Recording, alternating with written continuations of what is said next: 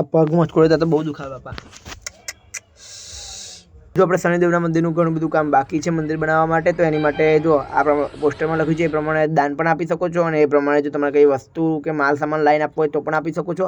અને વધારે જાણકારી માટે આપણે નીચે પોસ્ટરમાં મનુભાઈ બજરંગીનો મોબાઈલ નંબર આપેલો છે, તો કોલ કરીને તમે જાણી શકો છો. તો શનિદેવનું નામ લઈને દરેક લોકો યથાશક્તિ પ્રમાણે દાન કરજો. તો બધાને જય માતાજીને જય શ્રી કૃષ્ણ. સ્વાગત છે તમારા બધાનું મારા વ્લોગમાં. તો કેમ છે બધા મજામાં ને? તો જો આજે આપણે વ્લોગની સ્ટાર્ટિંગ કરી છે ખેતરમાં, કારણ કે આજે ખેતરમાં રોપાઈ રહી છે બાજરી. તો એના માટે પહેલાં પાણી ચાલુ કર્યું છે.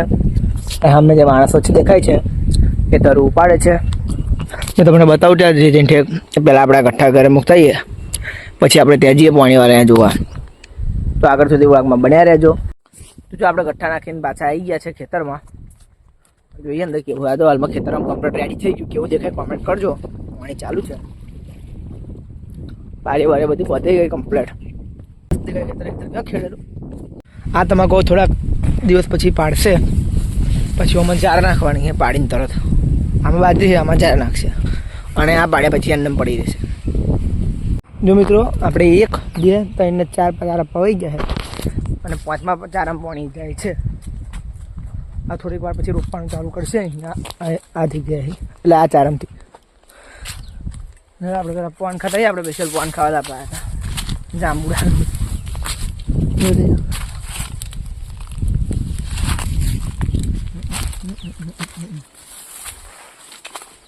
અહીં ખેતરનો લુક કેવો આવે કોમેન્ટ કરજો બધા. આપણે જવાનું છે હવે. ચાલ તો ચલો ઘરે જઈએ. આપણે ઘરે આવી ગયા છીએ. આપણે વિરસદ જવાનું છે. આપણે વિરસદ એટલા માટે આપણે વિરસદ જવા માટે નીકળી ગયા છીએ.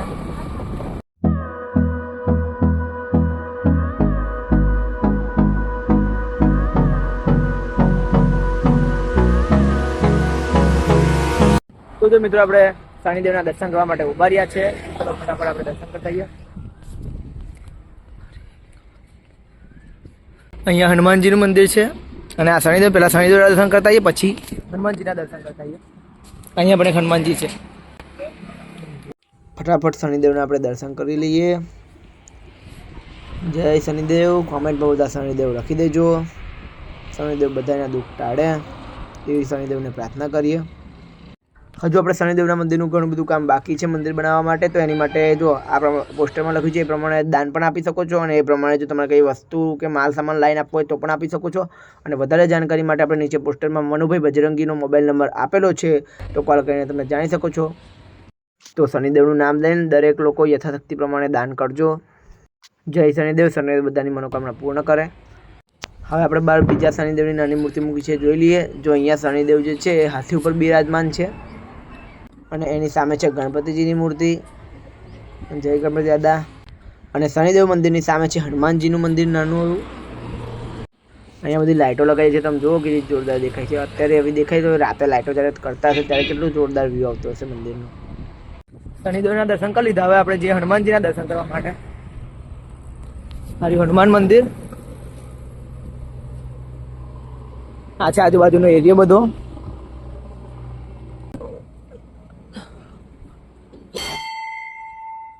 જય હનુમાન દાદા.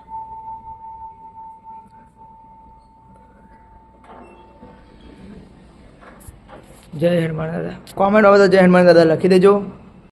અહીંયા છે હનુમાનજીની સિંદૂરની મૂર્તિ.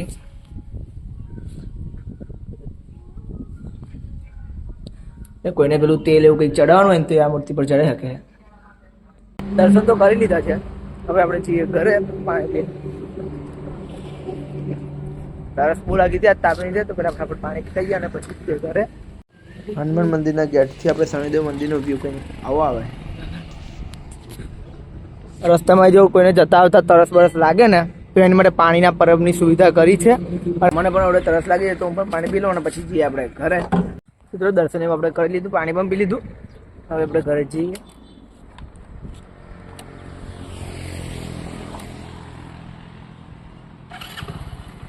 તો આપણે ઘેર આવી જાય. બપોરનું જમવાનું થઈ ગયું. તો બપોરના જમવામાં આજે છે બાજરીનો રોટલો, શાક, દહીં અને ડુંગળી. તો ફટાફટ જમી લઈએ. A few moments later. તો આપણે બપોરે ખાઈને ઊંઘી જતા, કારણ કે માથું બહુ દુખ્યું હતું. જો દોવાના ટાઈમે ઉઠાય અને જોયું કે અંશુ શું કરે. શું કરે ભાઈ? હું ખાઈ જાઉં? હે ખાઈ જાઉં? ખાઈ જાઉં ખાઈ દે. હા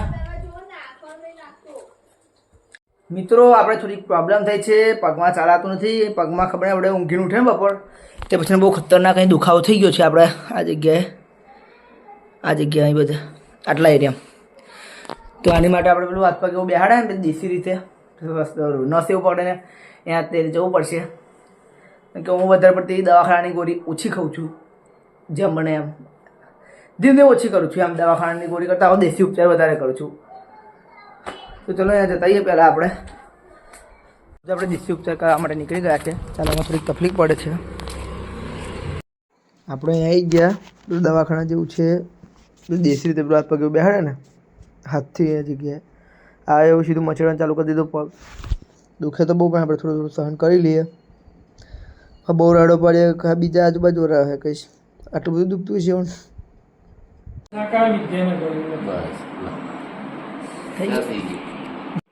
પછી આપણને આપીએ મણકા જેવી દવા જે કમ્પ્લીટ આયુર્વેદિક છે. આ બીજી દવાઓ છે જે પણ કમ્પ્લીટ આયુર્વેદિક જ છે. તો આપણે પગ હરખો કરીને આવી ગયા. પછી આવી ગયા આપણે માળીની દુકાને. ત્યાંથી આપણે ગુલાબના ફૂલ લેવાના હતા એટલા માટે. હજુ નારિયેળ પણ લેવાનું બાકી છે, લેતા આવીએ આપણે પછી. તો પછી આપણે ફૂલ અને નારિયેળ લઈને આવી ગયા. જઈએ હવે ઘરે અને મૂકી દે ઠેકાણા. સુધી જવાનું છે ખેતરમાં. બહુ કર્યું લેવા આસોપાલવના પાન. તો જો મિત્રો, આપણે જમવાનું જમી લીધું છે અને દવા પણ લઈ લીધી છે આ પગના દુખાવા માટે. જો હેડવામાં થોડીક તકલીફ પડે છે અને દુખાવો બી થોડોક થાય છે. પણ જોઈએ કાલ સવારથી જેટલું ઓછું થાય છે.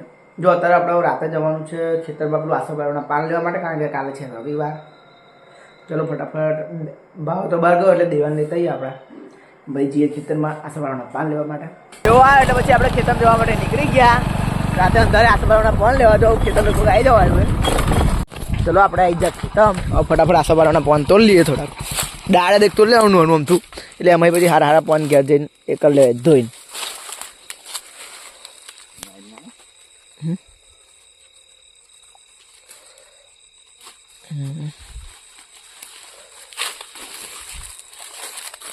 કાલે તો બીજું એક લઈ લઈએ એટલે પકડજો દેવા. એક આ રહ્યું, બહુ થઈ ગયા એટલે હેડો.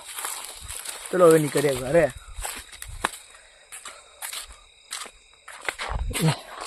લે હેડો.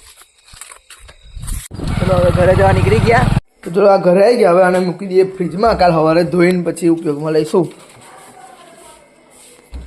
તો હવે આપણે દેવાને આને ઘેર મૂકતા આવીએ. હેડવામાં બધો હજુ પણ તકલીફ તો પડે છે હેડવામાં. હેડ દેવા. તો દેવા મૂકતા ઘેર. તો જો આપણે દેવાન મૂકીને ઘેર આવી ગયા. તો જો હવે આપણે આજના બ્લોગને એન્ડિંગ કરીએ. જો આજનો બ્લોગ ગમ્યો હોય તો લાઈક કરજો, શેર કરજો, કોમેન્ટ કરજો. નવા હોય તો ચેનલ કરી દેજો સબસ્ક્રાઈબ. તો મળીએ નવા બ્લોગમાં. Thanks for watching. Okay bye.